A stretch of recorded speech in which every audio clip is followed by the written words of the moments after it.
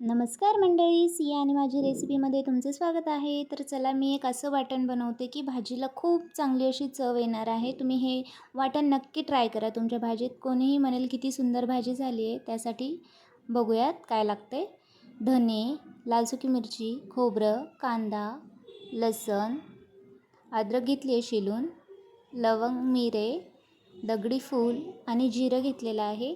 आता सर्वप्रथम आपण कांद्याला थोडेसे कट मारून घेऊया आणि कांदा भाजायला ठेवून घेऊया.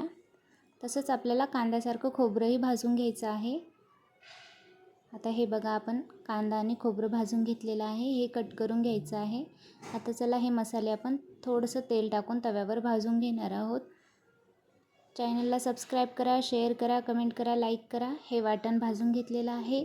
आता हे आपण मिक्सरला वाटण करून घेणार आहोत. तुम्ही हे वाटण कुठल्याही भाजीला टाका, खूप भाजी सुंदर होते. तयार आहे